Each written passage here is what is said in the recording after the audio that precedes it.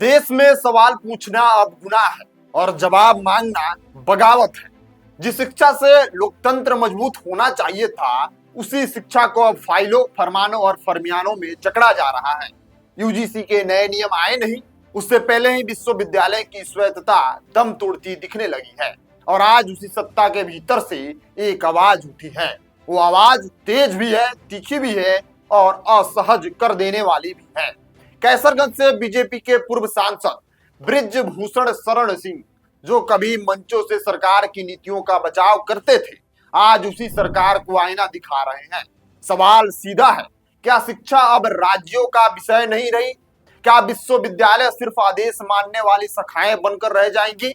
और क्या केंद्र की नीति देश की विविधता से बड़ी हो गई है? जब सत्ता के अपने लोग ही कहे ये नियम शिक्षा की आत्मा के खिलाफ है, तो समझ लीजिए मामला सिर्फ यूजीसी का नहीं, ये लड़ाई है संघीय ढांचे, अकादमिक आजादी और भविष्य की पीढ़ी की सोच की। आज हम उसी टकराव की बात करेंगे जहां शिक्षा सवाल बन गई है और सरकार कटघरे में खड़ी है। अब नमस्कार स्वीकार करिए, आप देख रहे हैं नेक्स्ट जन ब्रॉडकास्ट में, हूं आपके साथ शुभम उपाध्याय।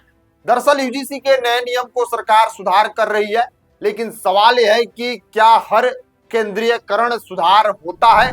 बृजभूषण शरण सिंह का गुस्सा सिर्फ राजनीतिक नहीं है, ये गुस्सा उस जमीन से जुड़ा है जहां कॉलेज आज भी एक कमरे, एक प्रोफेसर और टूटे हुए ब्लैक बोर्ड के सहारे चल रहे हैं। उनका कहना बिल्कुल साफ है, देश के हर विश्वविद्यालय की परिस्थितियां एक जैसी नहीं होती। दिल्ली, लखनऊ और इलाहाबाद की शिक्षा व्यवस्था उसी पैमाने पर नहीं तोली जा सकती जिन पैमाने पर बलिया, बहराइच या बस्तर के कॉलेज चलते हैं। लेकिन यूजीसी के नए नियम हर संस्थान को एक ही सांचे में ढालना चाहते हैं। यही वो बिंदु है जहां से विरोध शुरू होता है। बृजभूषण शरण सिंह सवाल उठाते हैं, क्या ग्रामीण विश्वविद्यालयों के पास वही संसाधन है, वही फंड है, वही स्टाफ है जो महानगरों के संस्थाओं के पास है? अगर नहीं, तो फिर एक जैसे नियम किसके लिए बनाए जा रहे हैं? सुधार के लिए या नियंत्रण के लिए?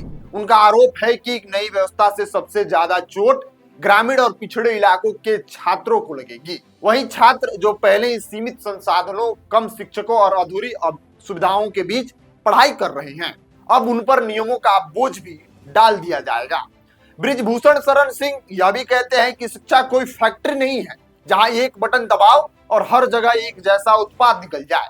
शिक्षा संस्कृति से जुड़ी होती है, समाज से जुड़ी होती है और स्थानीय जागरूकताओं से आकार लेती है। लेकिन यूजीसी के नए नियम इसी विविधता को खतरे में डालते हैं। अत्यधिक केंद्रीकरण न सिर्फ विश्वविद्यालयों की स्वायत्तता छीनता है, बल्कि शिक्षकों की सोच और छात्रों की रचनात्मक पर भी लगाम कस देता है।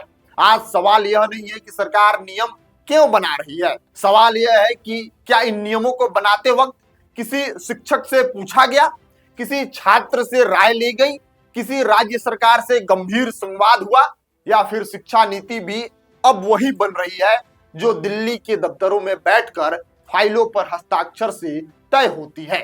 बृजभूषण शरण सिंह की नाराजगी यहीं पर राजनीतिक महत्व ले लेती है, क्योंकि यह आवाज विपक्ष की नहीं है, यह आवाज सत्ता के भीतर से है।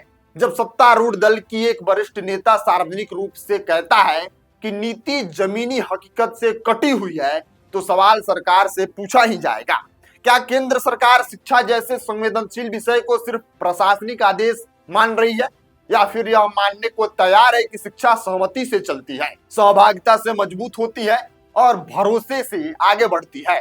बृजभूषण शरण सिंह ने सरकार को साफ चेतावनी दी है कि अगर यूजीसी के नए नियमों पर पुनर्विचार नहीं हुआ तो यह मुद्दा सिर्फ बयान तक सीमित नहीं रहेगा, यह आंदोलन का रूप ले सकता है। और यही वो मोड़ है जहां सरकार को सोचना होगा, क्या वह अपनी पार्टी के नेताओं की बात सुनेगी या फिर शिक्षा नीति को भी अहम का विषय बनाकर छोड़ दिया जाएगा।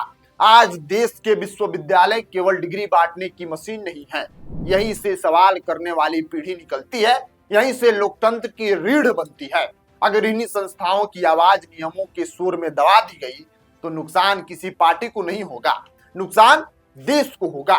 यूजीसी के नए नियमों के खिलाफ बृजभूषण शरण सिंह का मोर्चा दरअसल एक चेतावनी है कि सुधार के नाम पर संघीय ढांचे और शिक्षा की आत्मा कुर्बान ना की जाए। अब फैसला सरकार के हाथ में है, या तो वह संवाद का रास्ता चुने या फिर उसे असहमति से टकराए, जो अब खुले मंच पर आ चुकी है। क्योंकि जब शिक्षा बोलती है तो उसे चुप कराना इतिहास में कभी आसान नहीं रहा है। बाकी आप क्या सोचते हैं यूजीसी के मामले पर? आपको क्या लगता है कि यह नियम बिल्कुल सही है या इसमें कोई संशोधन होना चाहिए? आप अपनी राय और प्रतिक्रिया कमेंट बॉक्स में लिखिएगा, पढ़ेंगे जरूर। मिलते हैं आपसे अगली वीडियो में, तब तक के लिए आप बने रहिए नेक्स्ट जन ब्रॉडकास्ट के साथ। मैं आपके साथ शुभम उपाध्याय, बहुत बहुत धन्यवाद आपका।